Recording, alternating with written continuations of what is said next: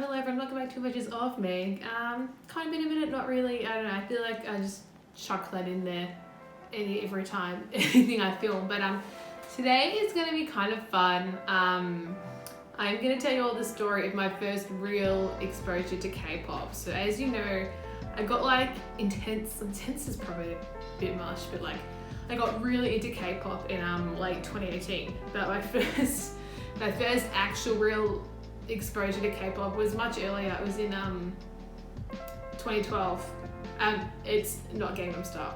It was after ganGnaM Style, but I don't count ganGnaM Style as a thing because that wasn't really my choice. It was just everywhere. So anyway, and I thought it'd be even more fun. You often see those draw my life videos on Facebook, and I have zero artistic like drawing abilities ever, like I have none. So I thought it'd be really fun to draw along. So I'm gonna draw along with my story just to make it fun. Okay, so let's start that again. My first exposure to K-pop. Done. Okay, that's my whole drawing. I'm just gonna do it. And okay, so like I said, the year was 2012 and it was New Year's Eve. Now, this is fun. I like drawing. I just bought this for this video. Oops, I did the wrong way. So it's 2012. I am 16 years old. I'm just your average. Why are you drawing? Sorry, gosh. This is a new thing for us all. I was your average 16-year-old girl. I was I didn't think I didn't look like that exactly. Hang on now, my face didn't look like that. The average 16-year-old girl. When I was 16, I was probably into Harry Potter a lot at that time actually, and I liked the sport. That was my life when I was 16 years old. It's pretty good basketball. Anyway, so New Year's Eve rolled around, and historically, one second. Historically, all of the New Year's Eve parties I had been to would just go to visit a family's friend's house, and and all of the adults, they would go play cards for the evening. That was supposed to be. That was an A. They'd all go play cards, and Star isn't a type of card suit. I don't know why I just used that. They would all play cards, and I would go, I'd go play like the Xbox or something. I say this because I didn't own an Xbox, but my family's friend's house had one. So that would generally what would happen, and then we'd all go watch the fireworks on TV. What happened? This year was the first time that my parents had decided to not do that, and they were with the same family friends though, they were going to go into the city and watch the fireworks there. And then my sister was going to her friend's house. She had some party somewhere, I think. And and being at the age, she would have been 20, she was probably 20 years old then. So, there was probably some of that there. And so that was why my parents said, no, you're not coming to the city with us.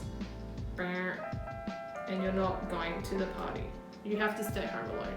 And as I was, a pretty introverted child, like I said, I was pretty that didn't bother me that much.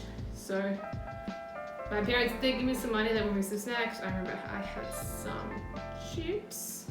I think they were Red Rock deli chips, and I had some cans of creamy soda, and I'm pretty sure I had a bottle of ginger beer as well. That looks like wine.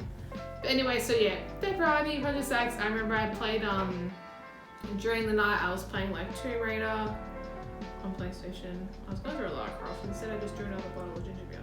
But yeah, I remember I was just playing PlayStation and whatnot, and then it came to the point of the fireworks. And so before my parents had left me alone for the evening, I had asked if I could walk up to the hill. There was a big hill near our house, and I asked if I could go there at midnight and watch all of the fireworks in the sky. And my dad said, oh, I can change the colour. That was a big fat no. No, that wasn't allowed. So then I asked, which I thought this was a reasonable request. I thought, what if I go sit on our roof and then watch the fireworks up there? And again, I'm not going to change colour. Dad said no again. He's like, no, you're not climbing the roof and you can't go to the big hill. And so I was like, well, that's lame. So my plan was then to do the classic, just watch the fireworks on the TV at midnight. Boring. So that was my plan. That's why I guess that's what I did. So like I said, I was having a pretty chill night, just watching the TV, and then it came around. I remember the time. It's getting close to midnight. I remember vividly this. Like the time I looked out at my phone, and it was exactly, I can't remember what time it was, but it was 11:57. Like I remember the time so vividly, and I don't know why. For some reason, I left the room. It was maybe to get something else to drink. I'm not sure why, but I left the room. In this part, I guess I have to imagine what happened because I wasn't in the room. But I got the TV ready on channel 7, ready for the fireworks to go, and then one of the dogs. This has to be what happened. So one of the dogs.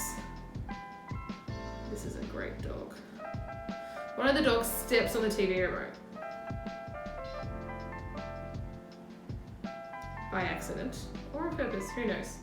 That looks like not a dog. But one of the dogs has stepped on the TV remote. This is not proportionate to size. And the TV changes. And the TV changes to channel SBS. And I don't know this. So I've come back in the room. And if you grew up in Australia like myself, you would probably, maybe if you watched SBS, it depends, you would remember a TV show that happened, I'm pretty sure it was 4 o'clock to 6 o'clock, but it was a little show called SBS Pop Asia.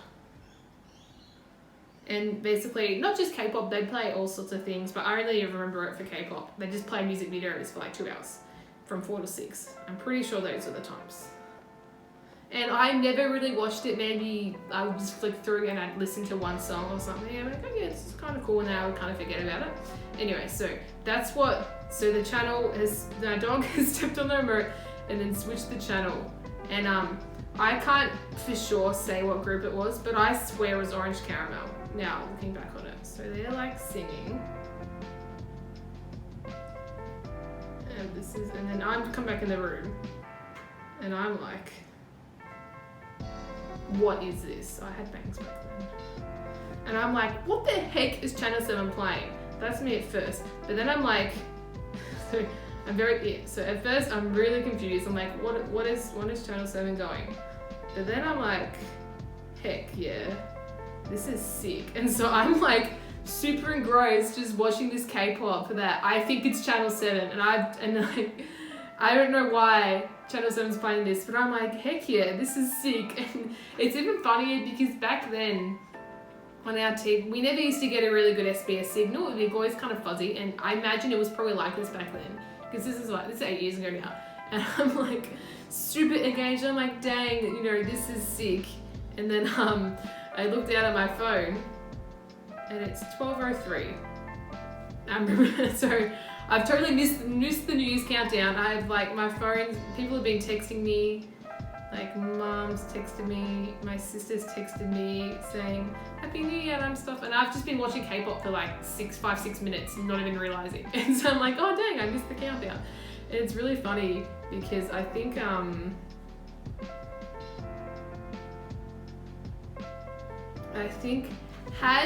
and then so yeah, I look at my phone and I'm like, oh, it's 12:03, and then I switch the TV over.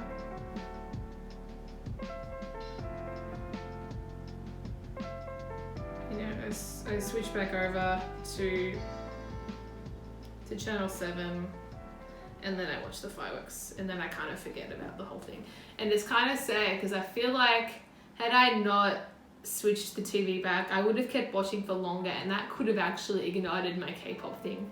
But after that, yeah, I just kind of forgot about it, and then it wasn't until 6 years after then that I got into K-pop. But but it's just really funny that the fact that 1, I thought Channel 7 was playing it, and then 2, I got so engrossed in it that I totally missed the New Year's Eve countdown. And then it was 2013.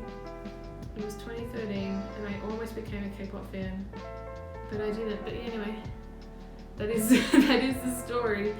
That was the story. My first real exposure to K-pop, and yeah, I think it was Orange Caramel. I can't say for sure, but I think that's what it was. But yeah, I couldn't remember the song I played either, probably though. But yeah, anyway, that was it. So that was Draw My Life Stories, episode 1 with Meg. That's me. You're you. I hope you. Thank you for watching. This is weird. Thank you for watching. If you did, stay healthy and tell someone you love them. And peace out.